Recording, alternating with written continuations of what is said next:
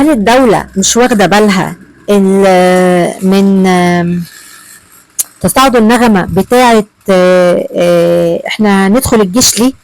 احنا ندخل الجيش نربي ولادنا ونعلمهم وندخلهم الجيش وندافع عن اللاجئين اللي قاعدين، احنا نموت علشانهم يا ريس. طيب بلاش يا ريس، يا اعلام 67 اللي شغال دلوقتي بتاع القناة بتاعت القلم دي، طبعا انتوا عارفين انا بتكلم على ايه.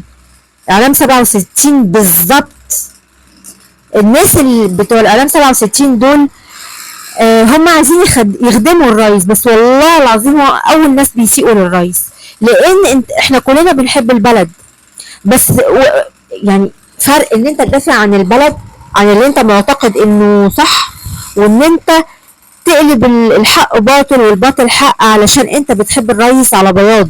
مفيش رئيس جمهورية في اي دولة بيتحب على بياض. اي رئيس دولة في اي حتة بيعمل حاجات حلوة وبيعمل حاجات وحشة، بيعمل حاجات عظيمة قوي زي السيسي وحاجات فظيعة قوي زي السيسي برضو. ف اعلام 67 ده يا ريس هيضرك مش هينفعك.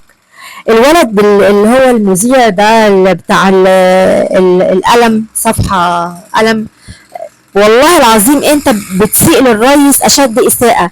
بالاضافة ان انا بحس ان يا جماعة مش عشان انت او حضرتك مذيع او يعني في الاعلام فانت بما انك مثقف وكل، بس للاسف الثقافة لوحدها مش كفاية. جنب الثقافة وجنب انك تبقى شاطر في شغلك لازم يكون عندك سنس، وما تبقاش ساذج عاطفيا لدرجة ان انت بتدافع عن الباطل واللي انت عارف كويس قوي انه باطل. تصاعد النغمة بتاعت الجيش دي انا قلقاني قوي، لان الموضوع يعني بدأ في ناس كتير تقوله، وده شيء مقلق وشيء مش صح. شيء مقلق بقوله ومش صح، معرفش عشان الصوت ولا ايه. شيء مقلق ومش صح. الناس بدأت تتكلم في عنف، الناس بدأت تتكلم تقول احنا هنعمل كذا وهنشتمهم وهنضربهم وهنوقف لهم، واحنا بقى اللي هنطردهم زي ما اللبنانيين عملوا.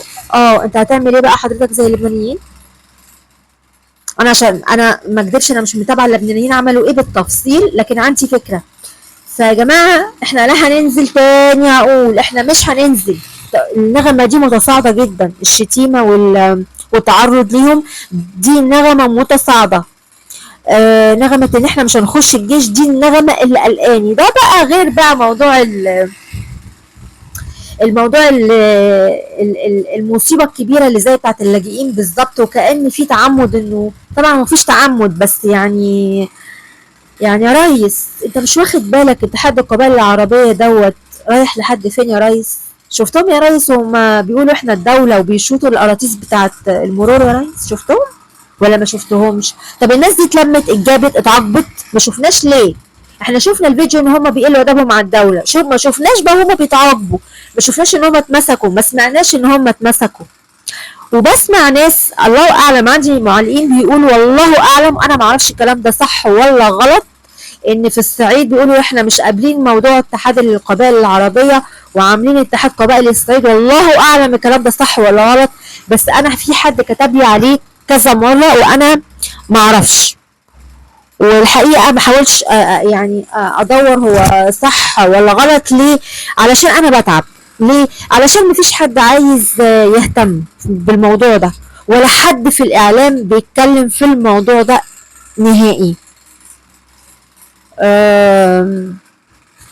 بس اخر حاجه عايزه اقولها يا جماعه، احنا مش عايزين تقنين اوضاع يا ريس. 30/6 احنا مش عايزين تقنين اوضاع يا ريس. رجع يا ريس اللاجئين، رجع يا ريس اللاجئين لبلادهم. جايين يستوطنوا مش جايين يلجأوا. بيشتمونا وما بيتعاقبوش. انت كمان بتنضم لهم وبتعايرنا، يعني انت بتعايرنا بفقرنا يا ريس. يلا ما علينا، انا عملت فيديو الموضوع ده مش هتكلم فيه. يلا سلام، شكرا.